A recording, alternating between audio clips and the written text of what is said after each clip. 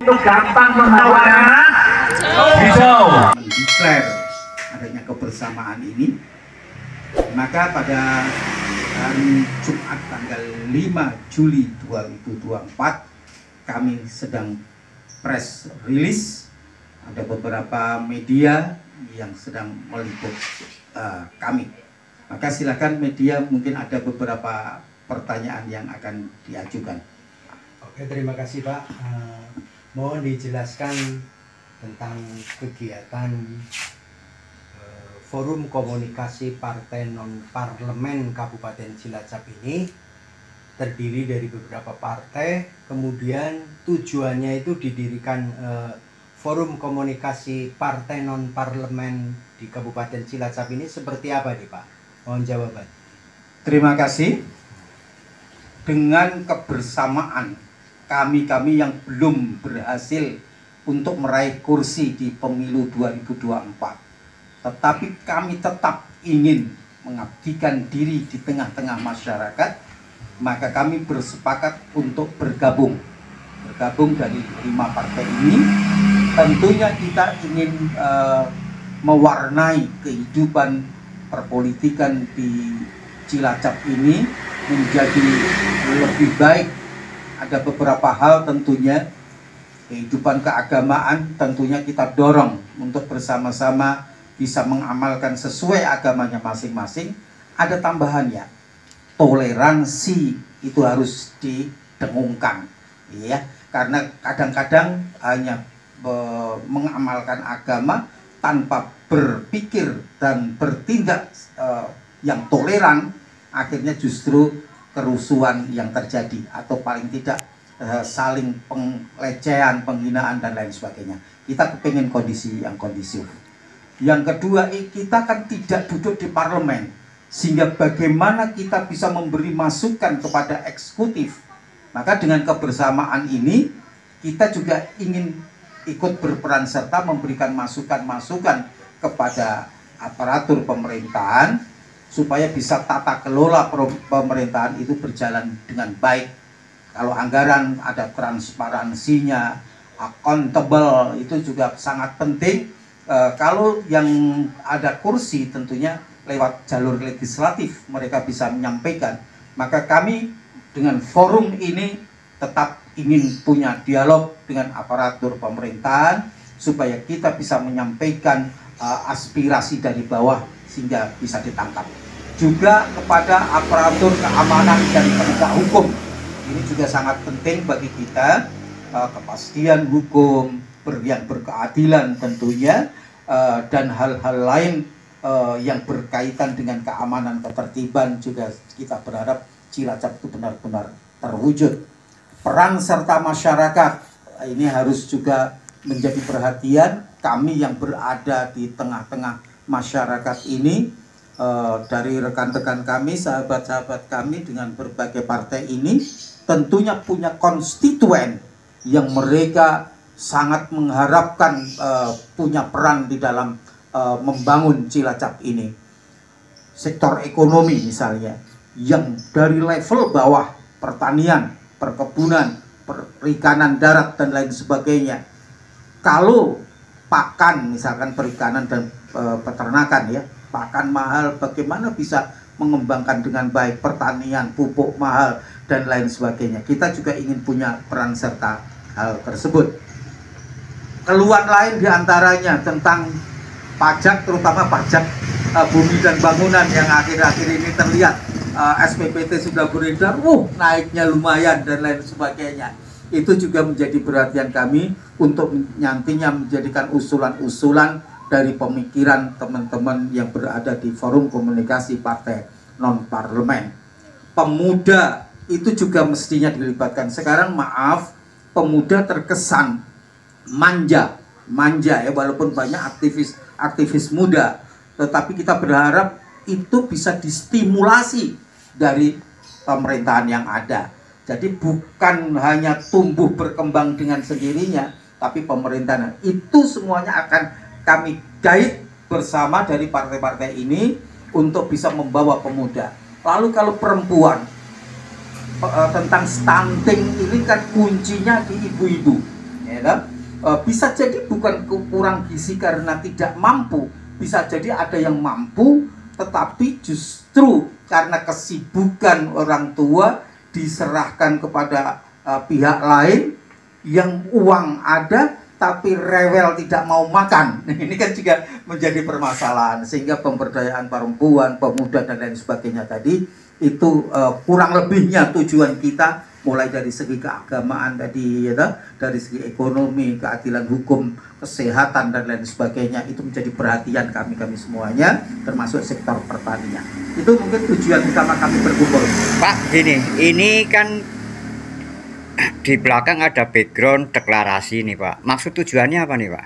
Nah, deklarasi berarti kelompok ini, forum komunikasi sudah terbentuk. Itu penandatangannya pada tanggal 26 Juni yang lalu.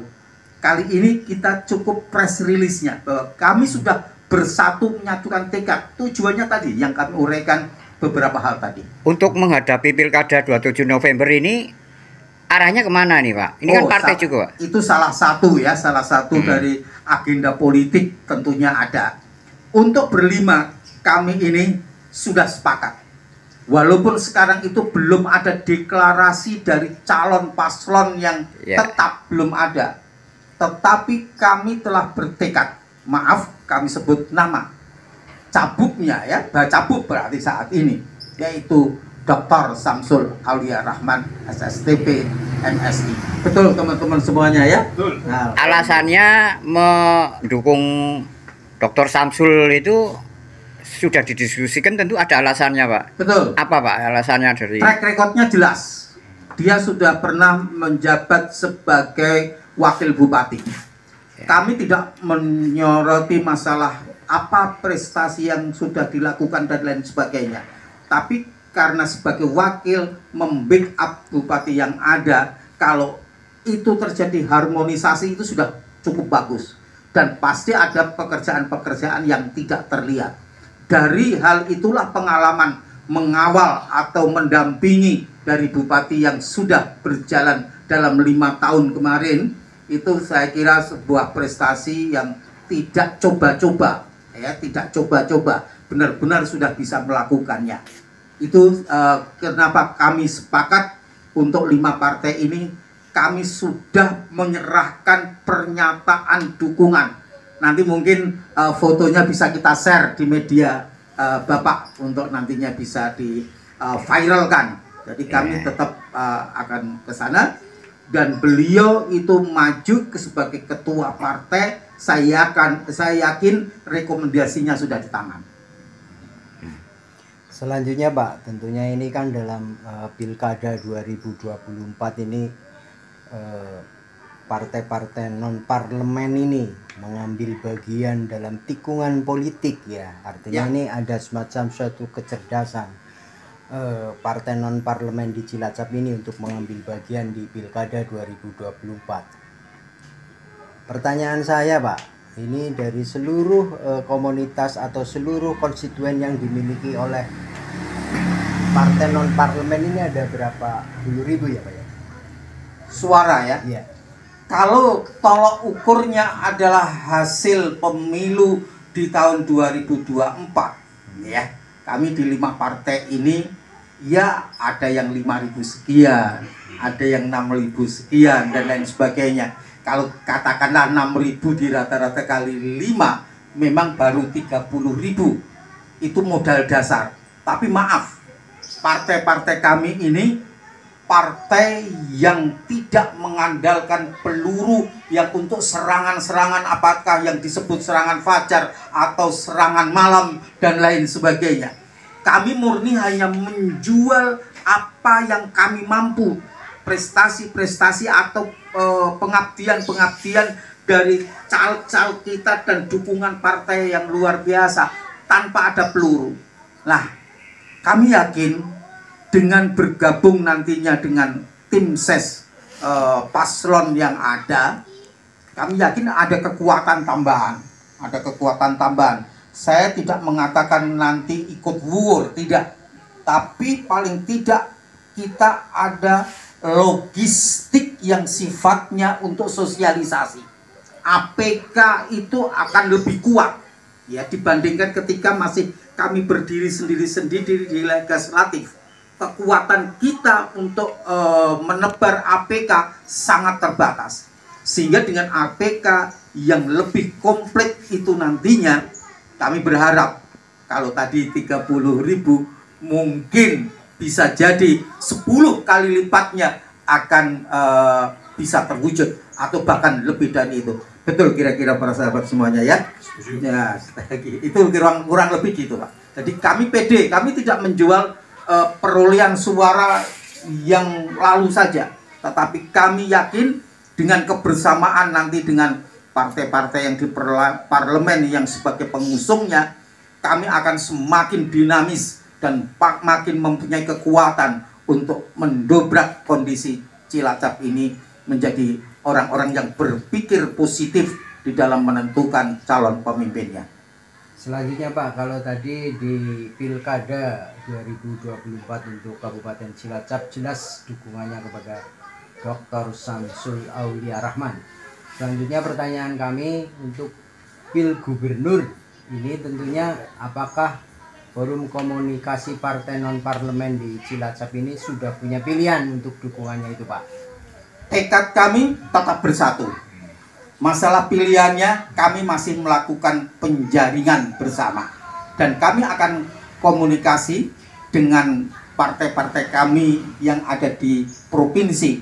Nanti gemanya akan seperti apa? Semoga nantinya tetap satu pilihan sehingga kita lebih efektif melangkahnya bersama, menentukan tekad bersama. Ini harapan kami. Tetapi nama sampai detik ini kami terus terang belum bisa menyampaikannya karena masih dalam penjaringan dan konsultasi kepada partai-partai kami yang ada di tingkat provinsi. Selanjutnya Pak, tadi disampaikan seperti itu dalam kebijakan politiknya untuk pendukungan terhadap Pil Gubernur ya Pak ya. Nah selanjutnya ini partai non parlemen di Kabupaten Cilacap ke depan arahnya ini mau mendeklarasikan secara besar-besaran atau hanya khusus di lintas internal pengurus saja ini Pak?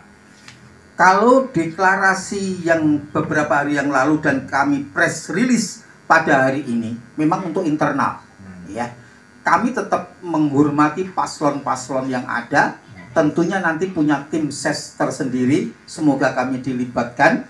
Dan itu tentunya kita harus satu arah, satu langkah.